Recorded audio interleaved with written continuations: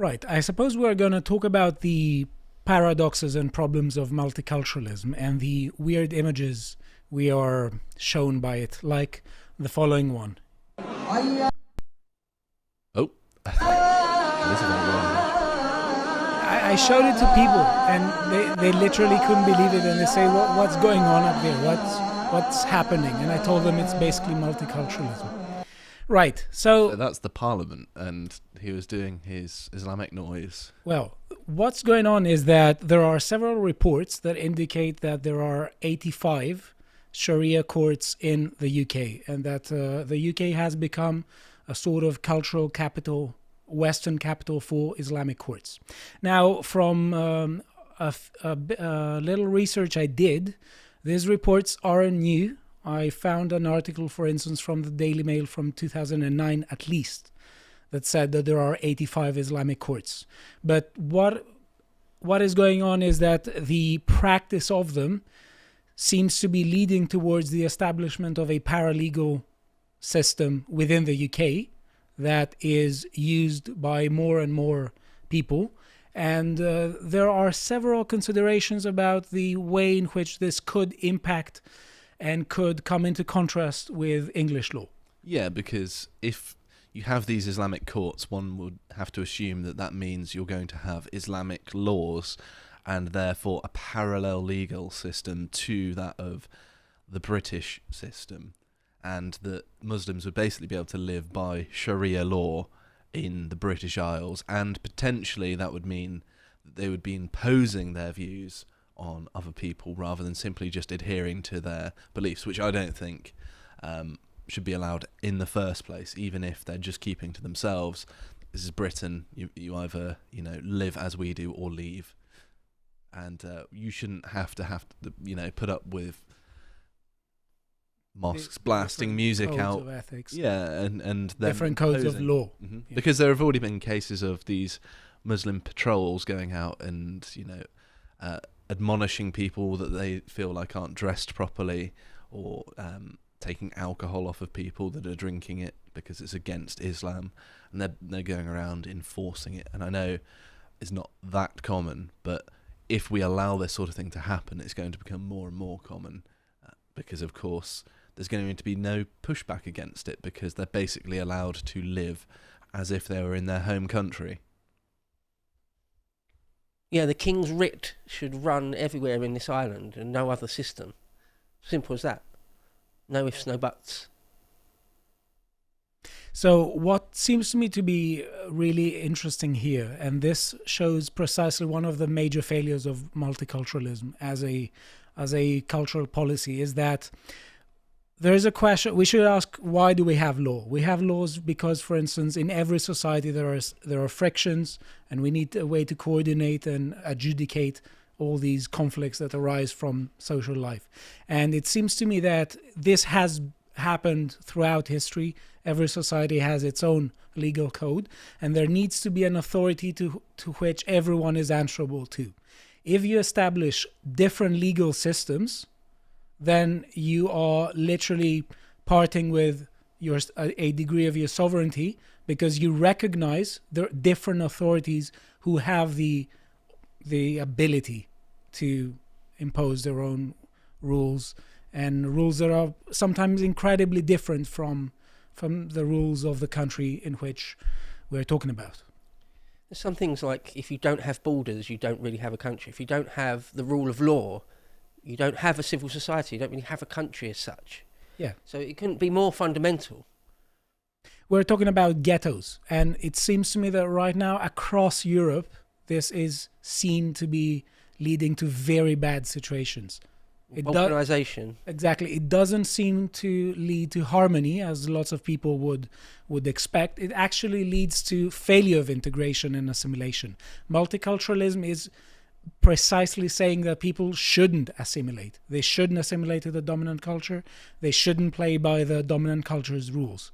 That's why we have all pockets of different populations within Western countries, within European countries, that are allowed progressively more to have their own rules and their own way of life, and And essentially, we also see that there is a kind of woke approach to it, and they get preferential treatment. Because it isn't just, okay, that's your neighborhood, do what you want there. We frequently see governments take the extra step and say, no, you're going to play by your rules. These are your areas, but I'm also going to guard you more than others.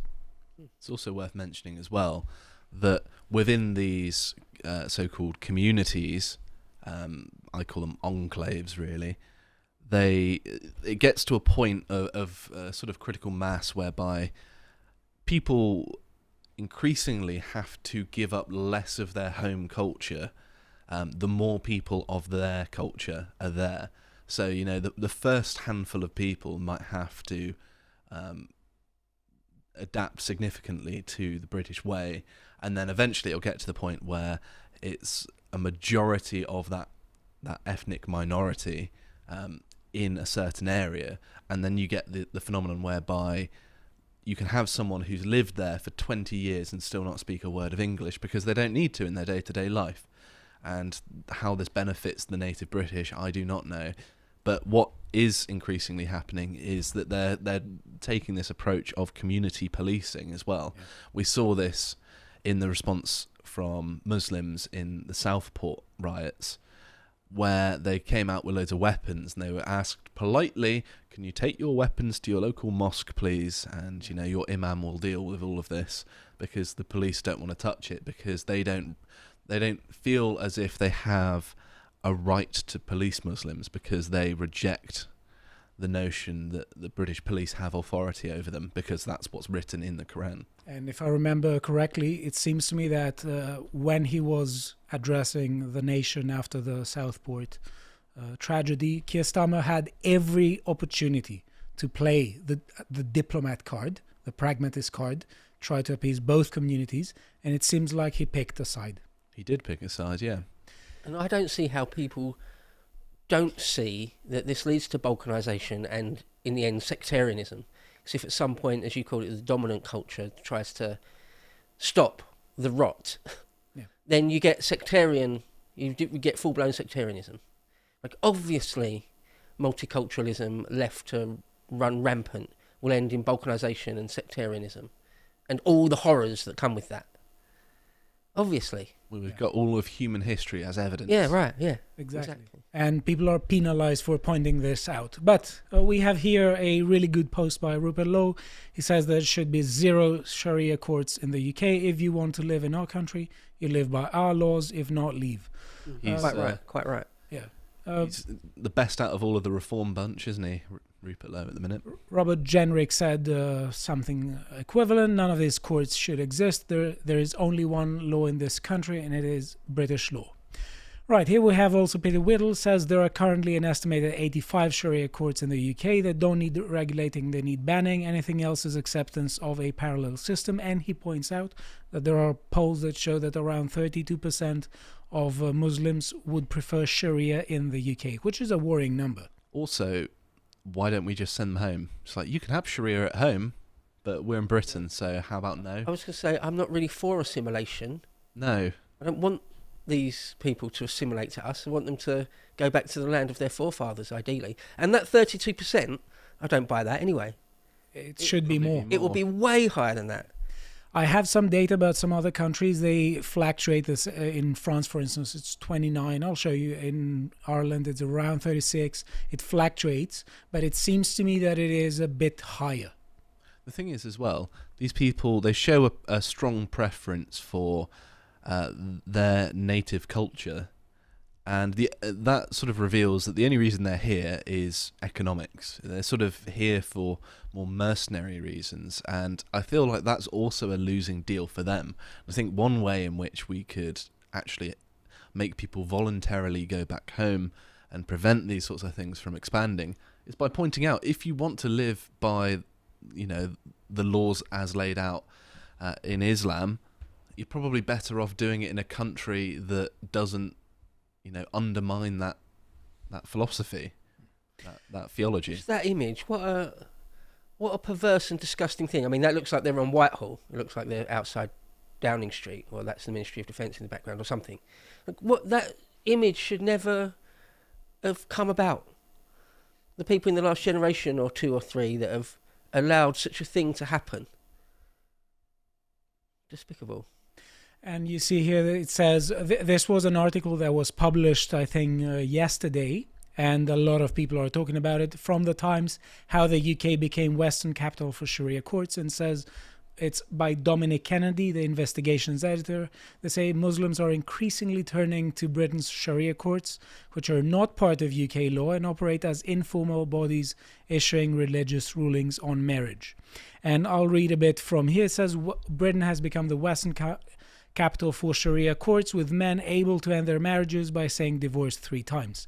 An investigation by the Times also discovered that polygamy is normalized in their community, and it says that they have an app, and it's approved by a Sharia court, and it gives daughters half as much as inheritance as sons. So what is going on here with this is that they are trying to say that they say that we have a law for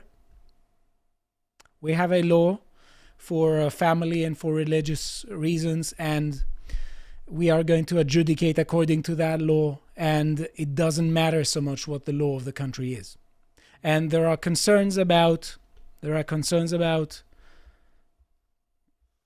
me just say, they say that there are concerns about how women are treated, and that's the main thing here, at least as it's being said, that we have a particular legal system in the UK, you could say also in the West, that treats women in a particular, that says that women deserve a particular treatment, and there are many worries that this treatment isn't allowed in these courts, and actually that there are many court rulings, and the philosophy behind these court rulings that seems to be, you would say, very oppressive to women, as we would say. Well, Sharia law more generally, which the Sharia courts will be enforcing, is a deeply immoral thing to the eyes of a European person, and it's antithetical to our way of life. And to allow this to happen is to admit that we're allowing something that we universally see as immoral. I don't know very many people who are non-Muslim Brits, say, that think dressing a woman head to toe in a black bag basically is a good thing. But there are also other problematic issues with it. So we have a BBC article that is talking about Sharia law in 2021, in the 19th of August, when they're talking about what does it mean for women in Afghanistan. They say a bit about what it is. They say that it is Islam's legal system. It is derived from the Quran, Islam's holy book, as well as the Sunnah and the Hadith, the deeds and sayings of the Prophet Muhammad. And they have a sort of panel of Islamic clerics, and they try to interpret the book. When they say that it is clear, they follow the guidance. But in cases that aren't particularly covered from what the sources they already have, they come together as a panel and they try to interpret the spirit of it. And it says, what does it mean in practice? It informs basically all aspects of the daily life for a Muslim. And when it comes to women, they say that there are several harsh punishments. For instance, women are flogged. Some women are flogged for adultery. There are several issues there that seem to be antithetical to the Western way of life. Yeah, like they have like enforcers who enforce the Islamic dress code as well. And I've seen videos from Iran where there's a woman telling another woman off for not having her hair covered, and things like that. And there's the further issue when it comes to legislation, is that legislation also contains the element of habituation in it. When we allow different legal systems, we allow people to be habituated into different ways of life. And the problem is, when these are inconsistent, there has to be a choice. It can't be avoided forever. There has to be a choice. There has to be one legal authority that people are answerable to. And what frustrates people and makes them really, really worried is that a lot of Islamic scholars are saying that this is consistent with it, with their faith, and they want the adoption of Sharia law, which shouldn't be surprising, because they're pretty honest about it. They're pretty honest about it.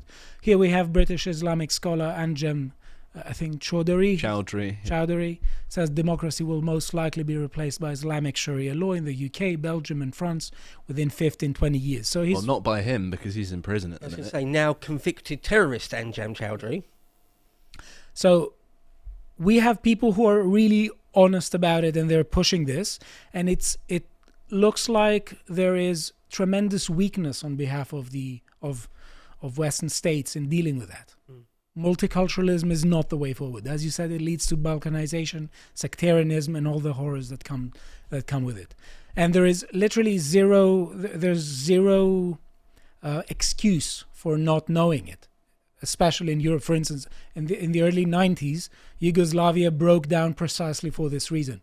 It's not like it happened somewhere completely far away from England or from France or Germany. It's literally 3 hours by plane. Well, like it was centuries ago. Yeah. It was like the 90s. It's also one of those wars that didn't happen for many people, because they say the last war was the World War II.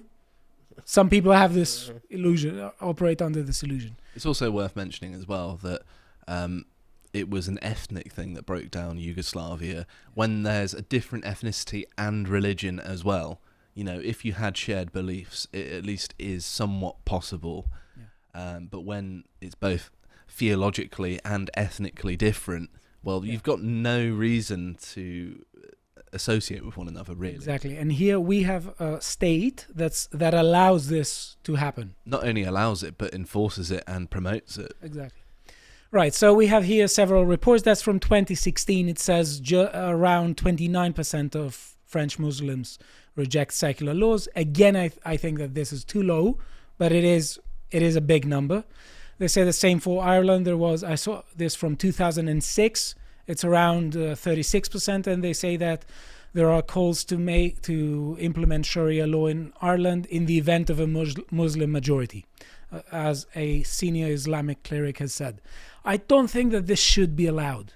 It's a tremendous sign of weakness. That's putting it lightly, yeah. Yeah, and one of the other things to mention, because if you try to talk about this issue, you're guaranteed to hear people saying, well, that doesn't mean that there is no police here. That doesn't mean that the police does nothing. There is a very worrying story that shows how these practices habituate large amount of the population into living in a world of life that seems to be anti-Western. And here we have the case from last year, March 2023, where we had a mother, an English mother, going to plead to a panel of that sort for her son, who I think he wasn't autistic. Yeah, he so did something at a school. What happened was he was a 14-year-old kid, and he brought a Quran in school, which he damaged accidentally. I think it wasn't even on purpose, and it caused outrage in the Islamic community.